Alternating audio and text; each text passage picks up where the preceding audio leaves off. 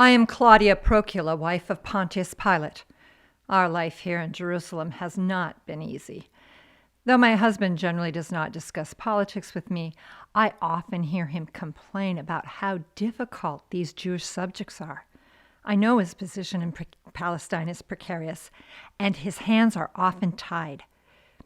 The trial of Jesus the Nazarene, however, stands out from all the others, and I still fear that the consequences will someday fall on our household. On what I have come to think of as that morning, I overslept. Pontius customarily arises at 6 o'clock, and I like to be up an hour earlier to see that the servants have his breakfast ready and that all is in order. Oh, but that night was different. My sleep had been troubled by terrible dreams, and I woke with an overwhelming feeling of dread. I can't remember the details. They dissipated even as I struggled to awake.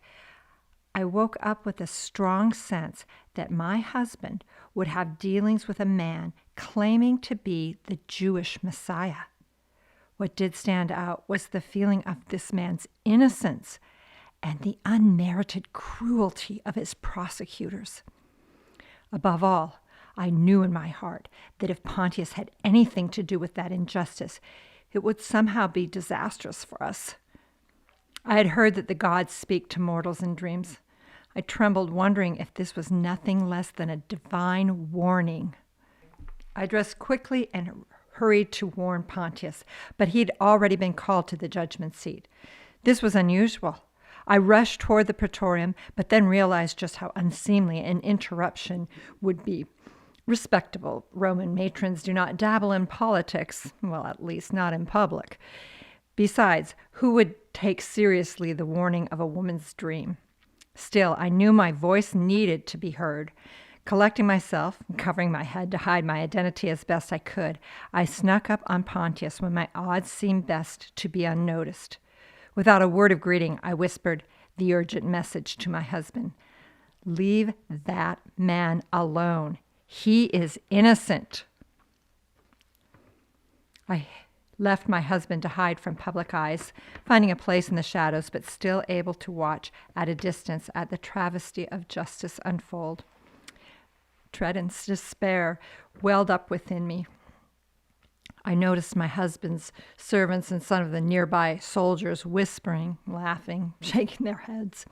I should have known that my message to Pontius would not remain a secret. But my embarrassment and Pilate's mattered little to me at this moment. An innocent and holy man was being rushed to a horrifying death, and I did what I could to stop it. But I was helpless to arrest this man's judgment. Released from my sense of duty, I turned introspective. What Roman god would have cared enough about this Galilean rebel to send such a dream to me? Might it have been the Jewish god Yahweh?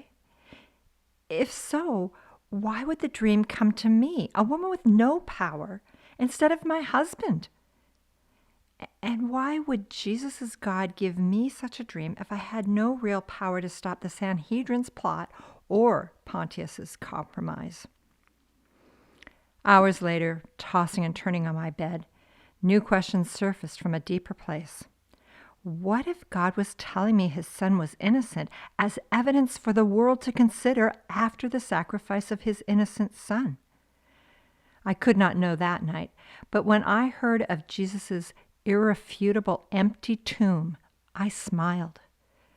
This woman's ignored dream and my husband's condemnation of the prisoner were indeed no accident.